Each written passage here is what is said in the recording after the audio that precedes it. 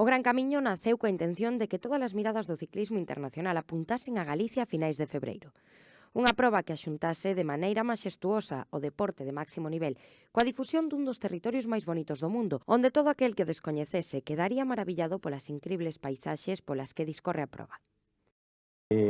Cada ano temos máis ilusión, cada ano está máis...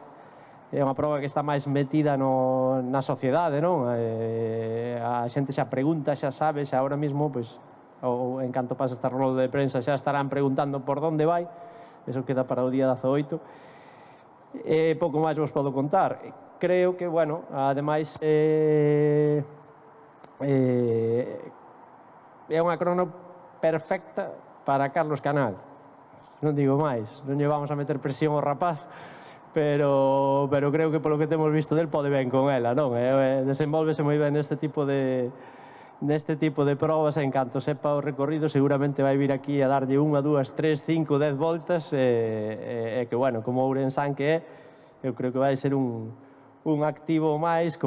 Ourense acollerá a terceira etapa que sairá da Ponte Romana e rematará no concello de Pereiro de Aguiar. Ata o día 18 deste mes non coñeceremos os detalles do percorrido.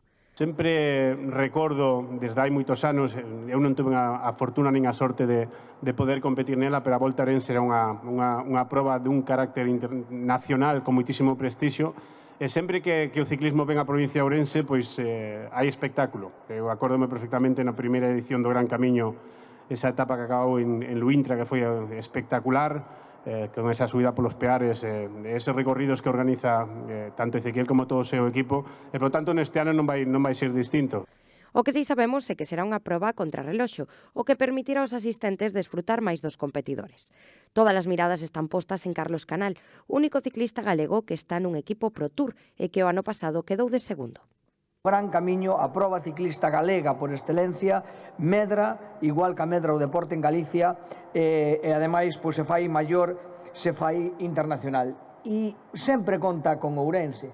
E neste caso, ademais, conta con Ourense, comparando ca última edición, por faino desde unha perspectiva diferente. Chega a unha cantidad de poboación potencialmente moi superior, xa que como todos sabedes, tanto a capital, onde reside un de cada 3 ourensáns desta provincia, como a contorna, os concellos que conformamos a contorna de Ourense, somos a mitade da poboación. Por lo tanto, en pouquiños kilómetros chegamos potencialmente a mitade da poboación de Ourense, o cual da provincia de Ourense, o cual supón evidentemente un motivo un motivo de alegría e un motivo seguramente de atraer persoas.